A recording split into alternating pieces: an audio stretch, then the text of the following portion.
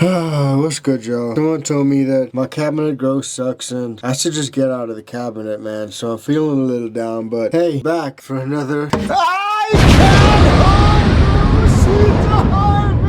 series.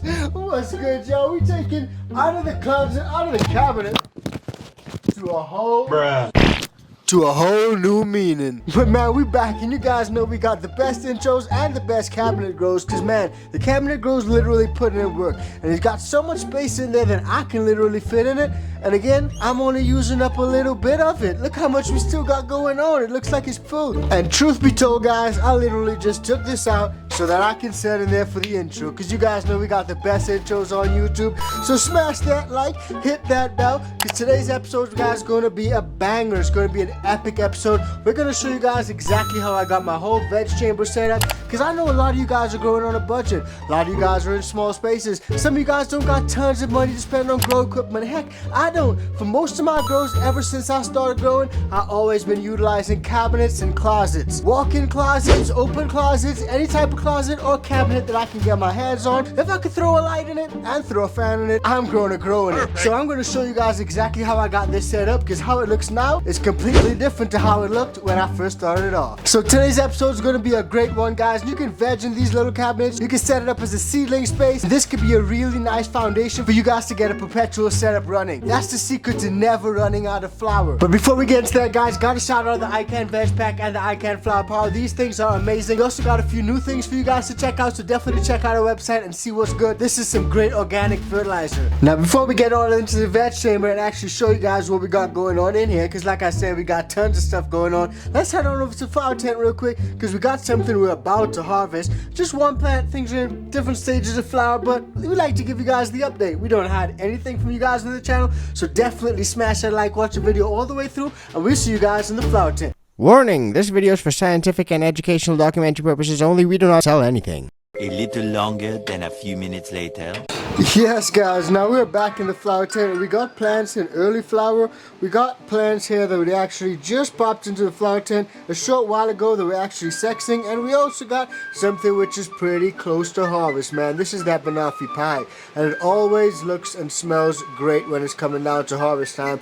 We of course gonna have to check the trichromes with the USB microscope, but we're definitely getting close to harvest. Some of these flowers are fattening up so freaking nice. Things are looking real good in this flower tent, guys. But you guys know we run Perpetual, so we also got some of these cherry palomas which are really early in flower, and these are also looking really good. We got them in the nice new medium, and it's drying out nicely, because you guys know I've been battling some of those fungus gnats, and drying out the medium from time to time is something that proves to be useful if you're battling fungus gnats. Usually I'll add a little layer of perlite over top, but I'm not doing that for this run. You guys can see down here, and you guys may notice we still haven't cleaned the tent yet. I literally need to get a freaking garbage bag and clean all of this up. Hey, it is what it is. We don't hide nothing from you on this channel. A few moments later. You know what, guys? Let's get this crap out of here right now. I'm tired. I'm tired. If I don't do it now, I ain't never gonna do it, right? So come on, we gonna do it together. We gonna do it all together. I'm about to get the broom and the vacuum and all that type of stuff, and grab a cloth with some disinfecting spray and clean all this down. Maybe some ISO. We're gonna get this going, guys. We're gonna clean all this up. 2,000 years later. Alright, y'all, so like I said, this tent's got plants in all different stages of flower, really early flower with these cherry palomas. I love this cherry paloma. Shout out to JR for hooking us up with that cut. But like I said, we also got that banoffee pie. This is actually the strain that I bred myself. Looks like we actually got a little piece of perlite on here. Let's just flick that off. And this banoffee pie is actually the strain that I bred myself. I'm really happy about this one. In colder temperatures, it actually gets really purple, really nice and purple.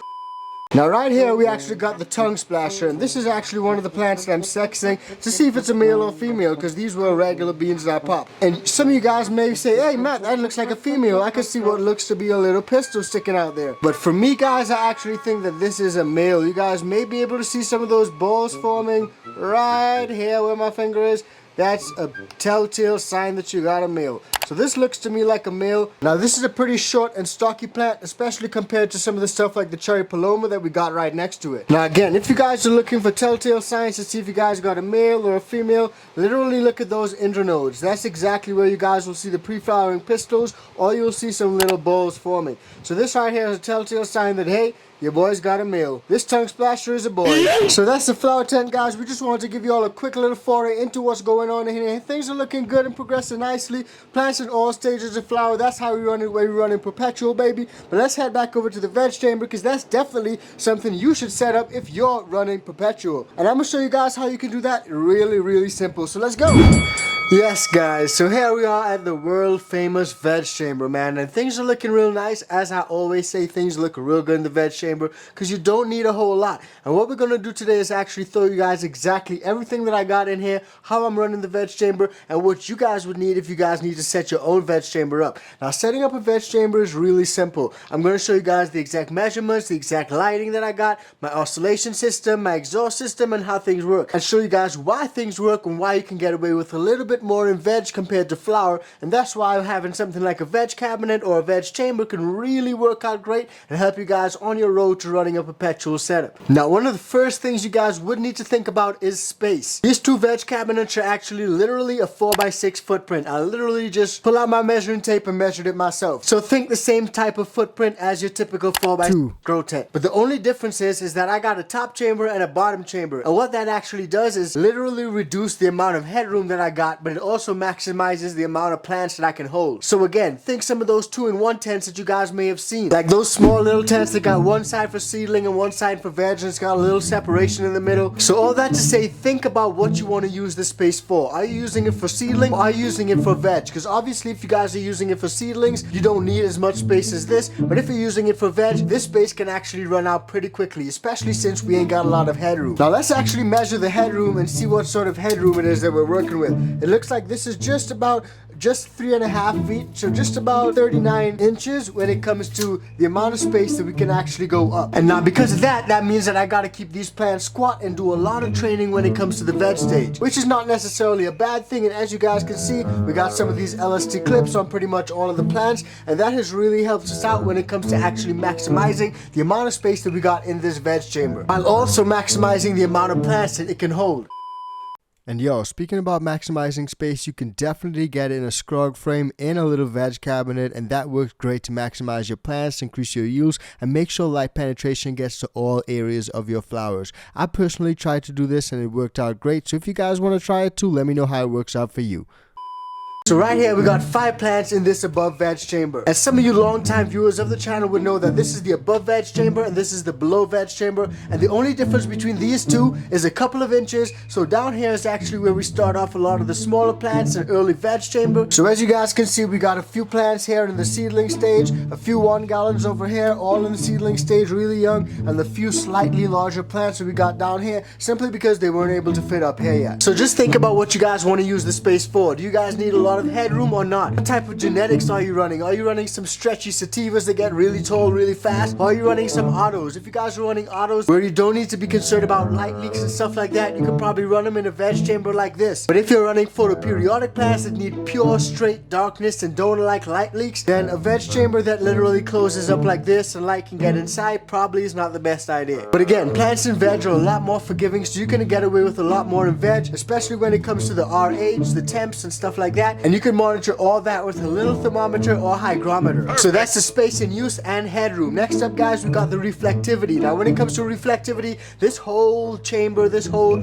cabinet was literally brown. It's wooden, it was brown, and it wasn't looking very inviting for my ladies. So what I actually did was paint the entire thing white. Now a lot of people don't know, but white paint actually reflects a lot better than certain other types of materials like foil and stuff like that. Foil is actually really not a good option. I know you may have seen it in some stoner movies back in the day where they plaster everything with foil and throw some plants in there, but that's literally not the best way, and I think it's got like less than 60% reflectivity or something like that, whereas white paint has got a whole lot better. So when it comes to reflectivity, if you can throw some white paint in there, it'll really help a lot. But if you can't, I've used roofing insulation in the past, and that's really nice and reflective. It's got some really nice hammer-like bubbles on there, and that helps to really disperse a lot of the light when it hits, it bounce off of the walls, and that really helps to boost the reflectivity in your grow space. Now speaking of light and reflectivity, we actually got 2 different types of light up in here. We got a bar style LED, and we got one of the board style LEDs. Now in a smaller setup like this, you don't need a whole lot of light, especially especially since the canopy of your plants are pretty close to the beamers of the light. Now, because the canopy is actually so close to the light,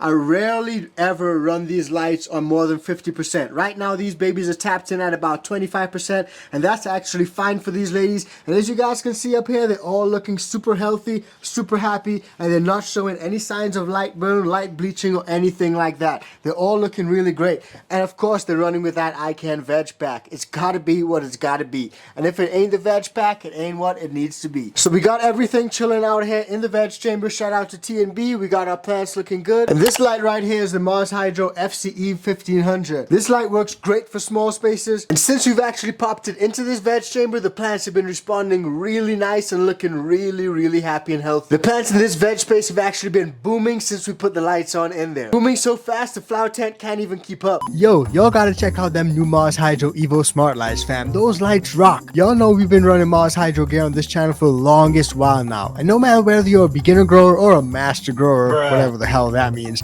then for sure, Mars Hydro lights got you covered, fam. Two of my personal favorites are the FC8000 and the SP3000. These lights rock. And now Mars Hydro's leveled up the game even more with these Evo Smart Lights, fam. Definitely check them out, guys. And of course, we got you guys covered with that discount code icanthc. Use that and snag a nice little discount on anything. Definitely check out the Mars Hydro official website. Now, if I were you guys, I'd use that discount code on them new Evo Smart Lights, fam. These lights got some amazing standout features, such as the Samsung LM301H Evo's high efficiency rating. We're talking 3.14 UMOs per joule for a single diode and 2.85 UMOs per joule for the entire light. Mind-blowing. Plus, they also got that new smart FC4000 Evo bar light made for 2x4 coverage. So if you're like me and you love to use 2x4 tents just because of how versatile and nifty they are, then this light is definitely worth a try. For any 2x4 tent, I'd recommend this or the SP3000. I love my SP3000. And for any 4x4 or 5x5 tent, I'm gonna definitely recommend these new Evo smart lights or that FC8000. I've also used the FC6500 and it works great. Now, it doesn't stop there, guys, because Mars Hydro's also got tons of grow tents, carbon filters, and other grow equipment as well. If you're just starting off, you can grab an entire grow kit with everything that you need to get started from seed all the way to harvest, including thermometers, pots, timers, the works. With that Mars Hydro iCanTHC discount, you guys can get it at a great price too. So level up your grow room and thank me later. You won't regret it, I promise you, fam. And we're going to be making a few upgrades to the flower tent pretty soon, so look out for that. So make sure you hit that subscribe button down below so you don't miss it. Now down here with the board style lights, you also don't need a whole lot of light. So we don't run it on a whole lot, especially since down here we got seedlings,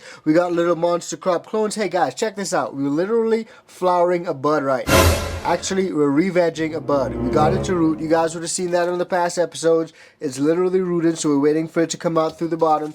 But it's literally just a bud that's stuck in soil. That's gotten brown because it's been pushed past its limit.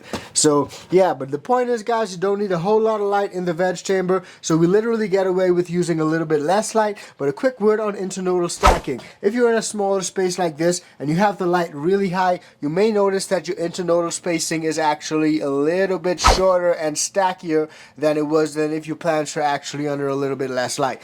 All that to say, the less light, longer internodal stacking, the more light, the tighter the internodal stacking. So for me, I try to find that perfect balance because I like a little bit of internodal stacking where I can actually see a little bit of spacing between my nodes. I don't like when the nodes are super tight together because that usually results in a really squat plant, and I find personally that the buds don't develop as nice as I wanted to. That's just my personal view on things. Let me know what you guys think about that. Do you guys like tight internodal stacking, really long internodal stacking, or somewhere in between? Let me know what you guys think. Drop it in the comments down below. Now, another quick word on the veg chamber, guys, is pot size. You guys would notice that we got pretty small pots in here. We're literally running between solar cups, as you guys can see down here, 1 gallons and 2 gallons. All these up here are also 2 gallons. We cannot get away with larger pots in here simply because, like I said, we got less than 4 feet of headroom in here. And if we go anything taller than these 2 gallons, then the plants are literally starting off at about half of the height of the entire chamber. So before long, they're going to be crashing into and passing that light, which is not ideal for our setup. So for me, I run in 1 gallons and 2 2 gallons, and that really helps out a lot when it comes to maximizing the potential of this smaller veg cabinet. So if you guys are in smaller spaces, you guys may need to use smaller pots just until you get into a bigger space. Now some of you guys may be wondering about air oscillation, my exhaust system, and all that type of stuff.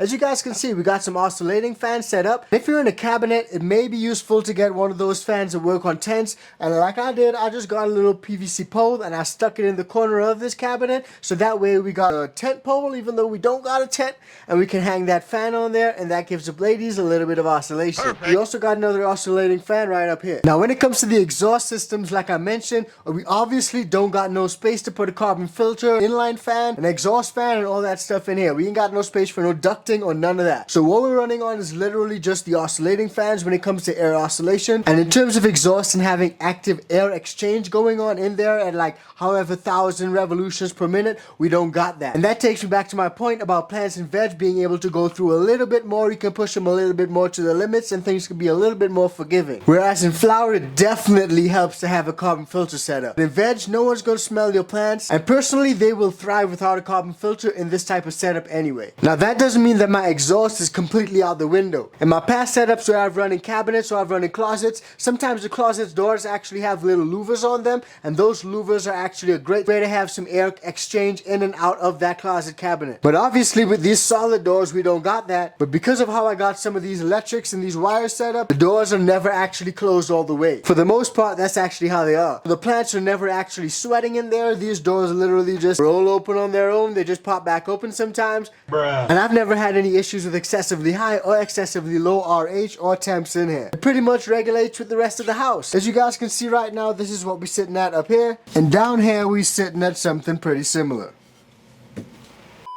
So if you guys are thinking of getting a perpetual setup running and you guys want to get a veg chamber setup, you guys can do it really easy, really simple. I'm here to show you guys that you don't need a whole lot when it comes to growing. All you need is some good genetics. Join the iCan VIP Bean Club. We got you guys covered. Mailboxes are always burning down. We got the iCan VIP seeds for you guys. Obviously you need some good nutrients. That's where the iCan organics come in, the veg pack and the flower power, and some of those new stuff we got for you guys. But also just put your stoner hat on. Think about how you guys can maximize your space. Have a dedicated seedling area or a dedicated veg area. And like I said, you don't need a whole lot to get that set up. But these are a few things that are constant in my veg area, so I just wanted to show you guys. And as you guys can see, we got a few different ladies in here and everything's looking good, really happy, really healthy, and they ain't got no complaints. So drop it in the comments down below and let me know if you guys run Perpetual, if you guys have ever run a closet run before or a cabinet grow, and let me know how that's turned out for you. In the past, I've literally had a massive closet against the wall and I stuffed the 2x4 tent in there and closed the closet. That's how much I love closet grows, man. So people tell me get out of the closet. I'm like, but why? It works. And I don't need to dedicate space to having a tent and taking up space elsewhere in my area. Because you guys know, as a home grower, real estate is usually limited, but you guys definitely want to maximize what you guys can do. So smash that like, guys, show some love. Check out those new iCan organics. Use the code icanthc and grab a discount. We got you guys covered. And wait, if you guys want to find out more about growing that fire, then definitely check out any episode on screen right now, and we'll see you guys in the next one. Peace, fam.